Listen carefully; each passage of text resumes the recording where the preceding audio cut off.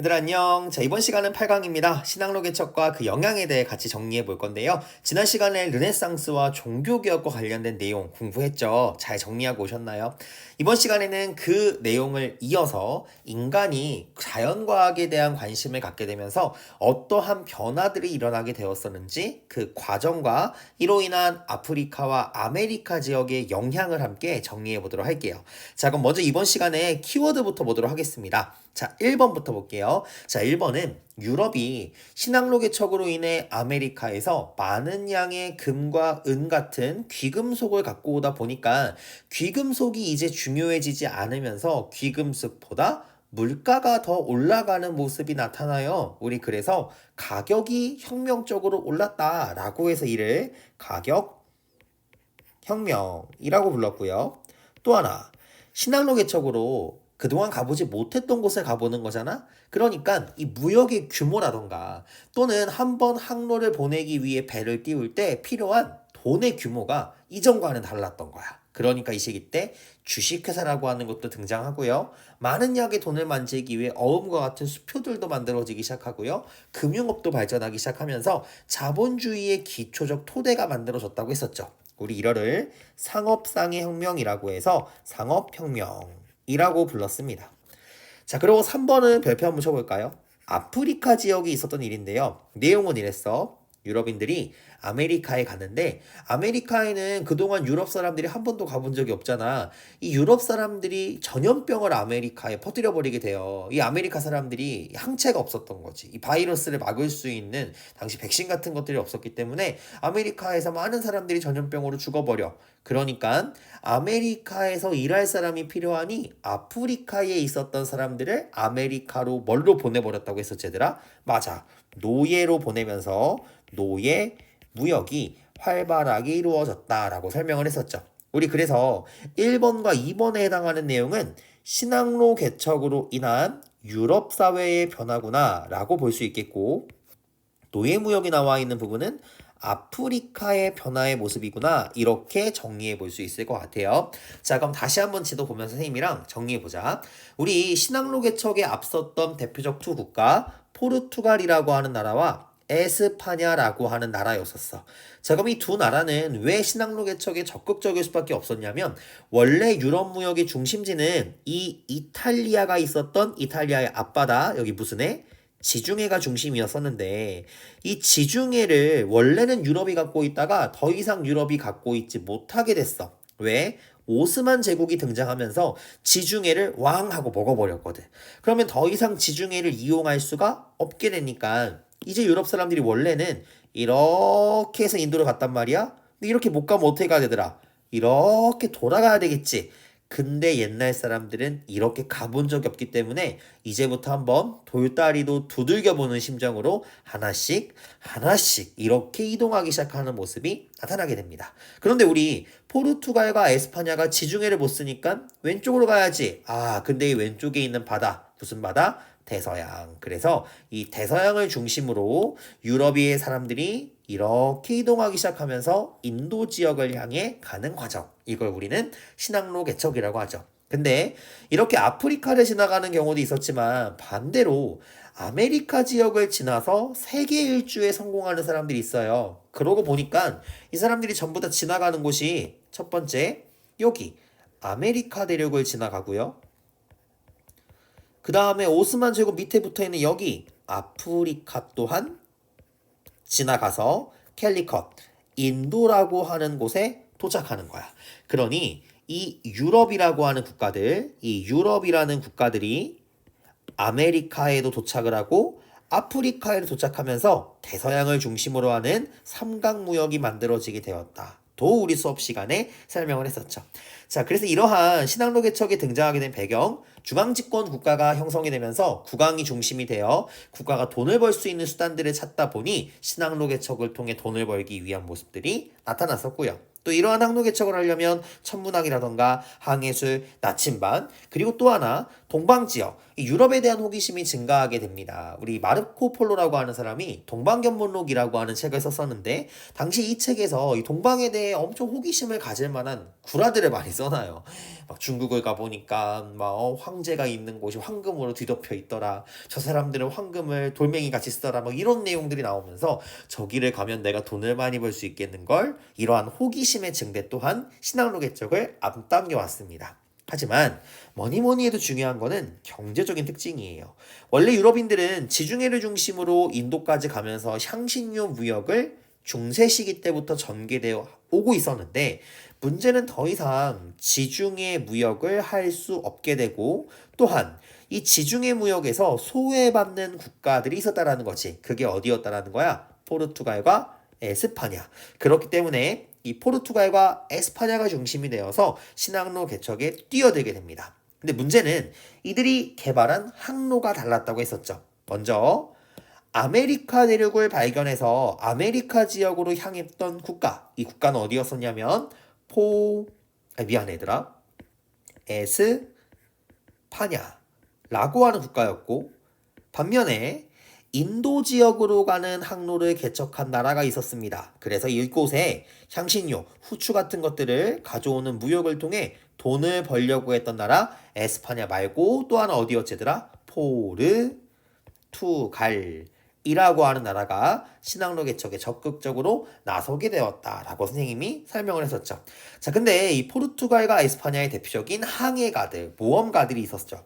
먼저 가부터 보면 가는 이렇게 가는데 가는 길이 몰라니까 바짝바짝바짝 붙어서 가다가 살았다 희망을 찾은 봉우리라는 뜻의 희망봉을 발견한 인물이 있었습니다. 우리 이 인물 지도에는 안 쓸게요. 누구라 했었지? 우리 교재에 나와 있네. 바르톨로메우 디아스라고 하는 사람이었죠. 아프리카의 희망봉을 발견한 사람이었었고요. 자, 희망봉을 발견한 이후에 더 가보자 해서 주르르르륵 이렇게 한번 꺾어도 보고요. 또 바짝바짝 무서워 아무것도 안 가봤어. 오왕 이렇게 갑니다. 우리 이 사람 누구였는지 기억나? 내가 다 갈게. 다가마. 무슨 다가마? 바스 쿠 다가마라고 하는 인물이 인도의 캘리컷에 도착했었다라고 우리가 설명을 했었죠. 자, 근데 이제 에스파냐 쪽 볼 건데 아메리카로 갔다고 했잖아. 근데 사실 얘들아 포르투갈과 에스파냐는 자기가 간 곳이 다 인도라고 생각을 했어요. 근데 우리가 지금 알고 있는 지리 지식으로는 포르투갈이 찾은 인도가 진짜 인도지. 근데 포르투갈 기준으로 얘들아 왼쪽은 우리 방위상 어느 쪽이지? 서쪽이고 오른쪽은 어느 쪽이야? 동쪽이지. 그래서 유럽 사람들은 자기중심적 생각을 어떻게 표현했었냐면 이 인도를 동인도라고 표현을 해요. 그래서 실제로 나중에 영국이 인도에 만든 회사를 동인도 회사라고 하고요. 반면에 인도가 아닌데 인도라는 말이 또 보여. 어디? 서인도. 왜 서인도일까? 포르투갈과 에스파냐 기준에서 서쪽에 있기 때문에 서인도라 부르는 거야. 그럼 이런 말 쓰면 될까 안 될까? 안 돼요, 여러분들. 이거는 자기중심적 생각입니다. 특히 유럽 중심적 사고니까 이런 말은 쓰지 말자. 자, 아무튼 이렇게 아메리카 지역으로 신항로 개척이 뛰어들었던 국가는 바로 에스파냐였었는데요. 에스파냐 같은 경우에는 먼저 광산, 아메리카가 발전이 안 되다 보니까 이 광산에 수많은 은과 금이 만들어 있었던 거야. 그리고 또 가보니까 사람들이 공장도 같은 것도 안 만들고 당시 고대 수준으로 머물러 있었어. 그러니까 그 지역에 있는 온갖 자원가다 이런 광산에 나오는 귀금속들을 약탈합니다.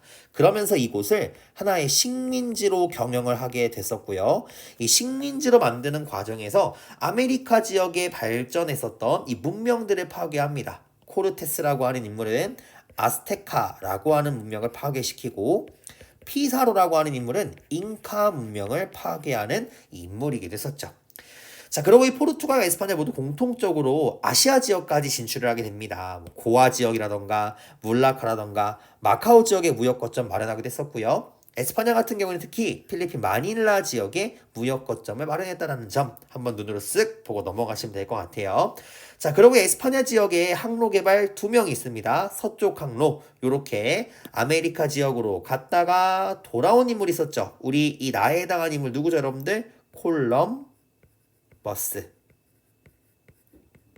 그 다음에 라임을 볼게요. 라임물 같은 경우에는 슝 갔다가 태평양을 건너서 와 지구가 둥글다는 걸 입증한 세계 일주라는 사람이네요. 마젤란 일행의 세계 일주. 근데 얘들아 마젤란이 세계 일주한 게 아니라 마젤란의 일행이 세계 일주를 한 거라고 했어. 마젤란은 필리핀에서 죽어요. 이 부족민들한테.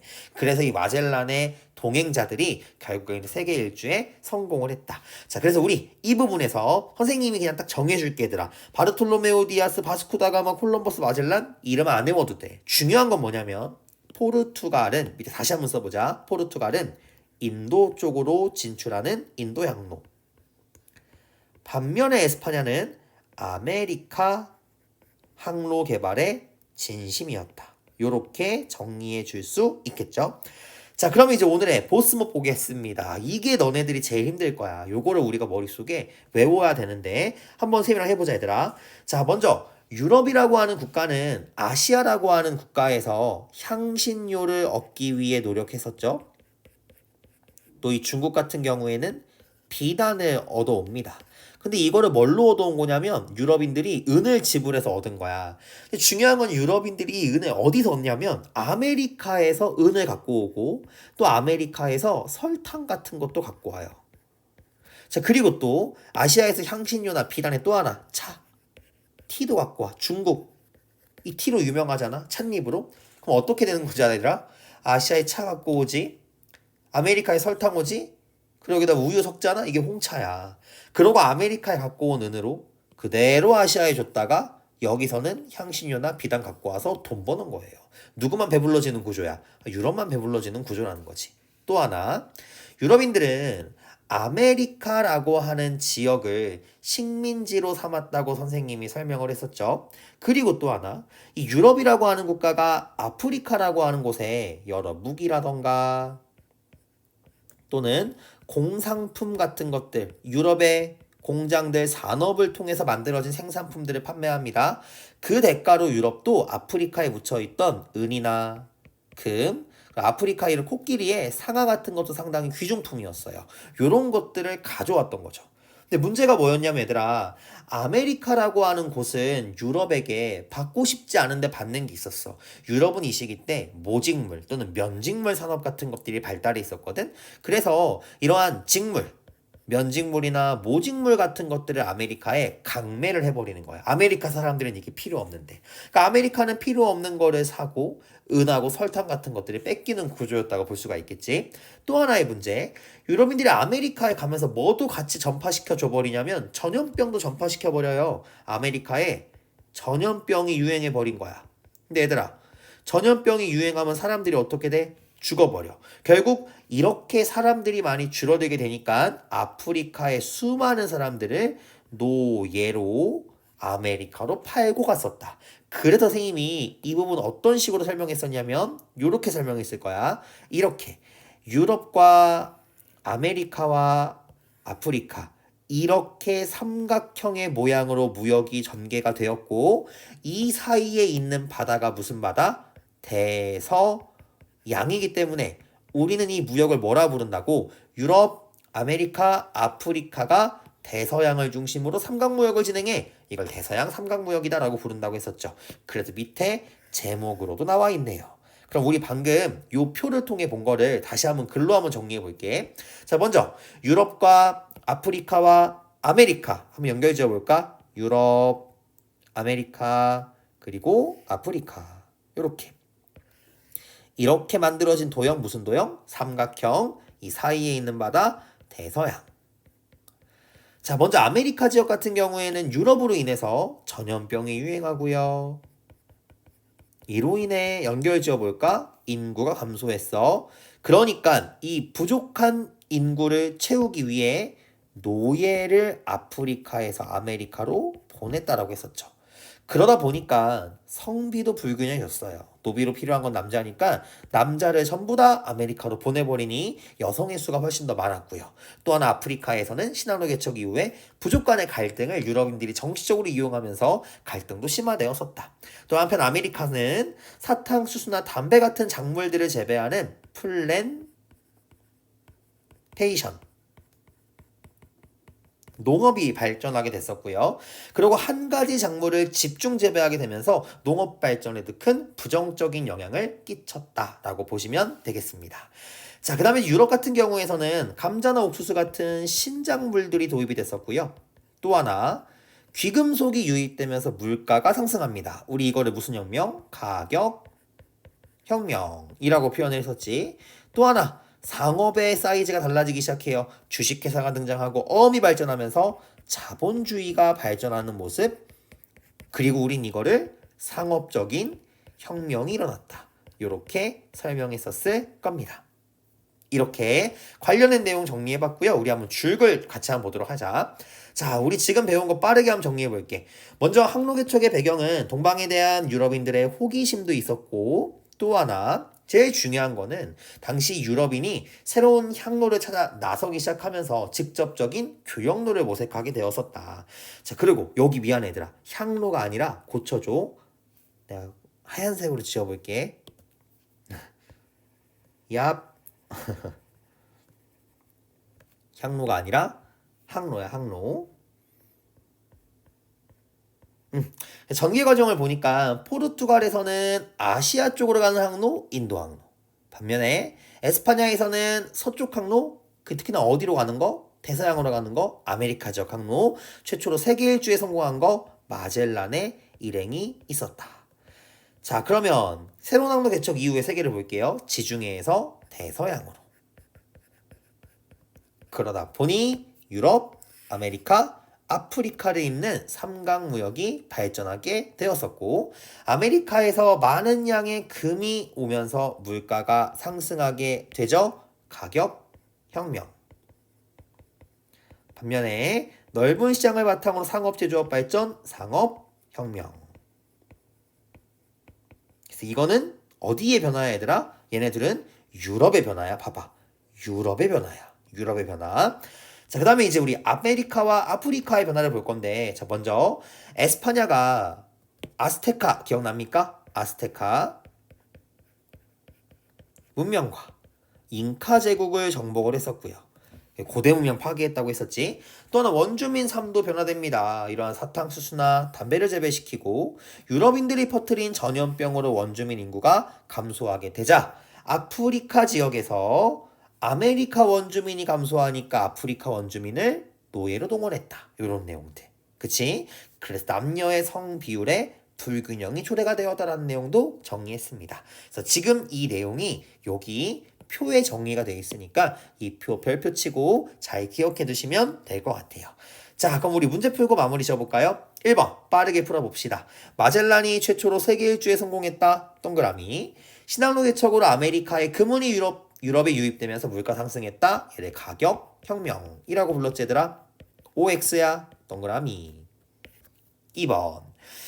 자, 이 문제는 얘들아 X. 요 문제는 우리 풀지 말고 3번 문제로 바로 넘어가 볼게요. 3번 대서양 삼각무역에 대한 활동으로 적절하지 않은 것을 골라보라는 문제야. 가격혁명의 배경을 파악한다. 관련 있고요. 동인도에서도 만들어졌지. 신한호 개척 영향으로 대서양 삼각무역 나오는 거 맞고요.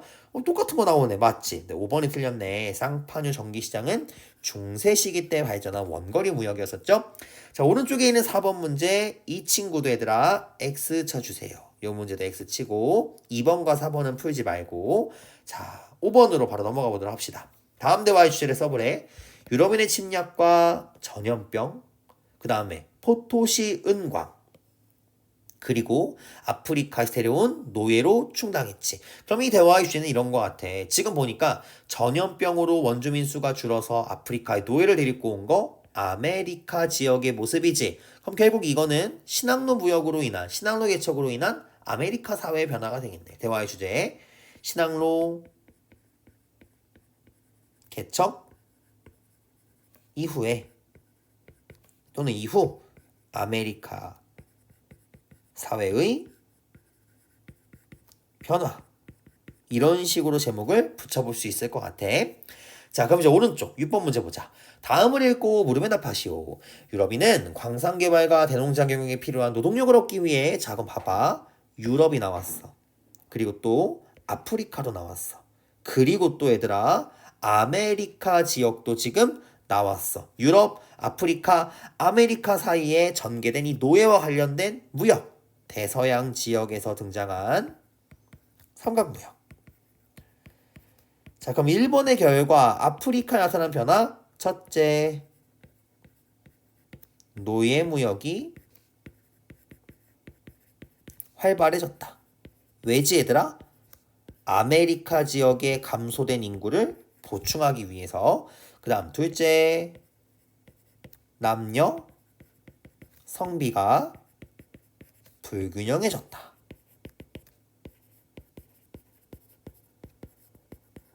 요렇게 여러분들이 작성하시면 되겠습니다. 자, 이렇게 해서 우리 관련된 문제까지 모두 풀어봤습니다. 오늘 선생님이 생각했을 때는 내용이 많지 않다고 생각하는데 선생님이 볼 땐 이 2번 그래프를 여러분들 스스로 이해하는지가 제일 중요해요.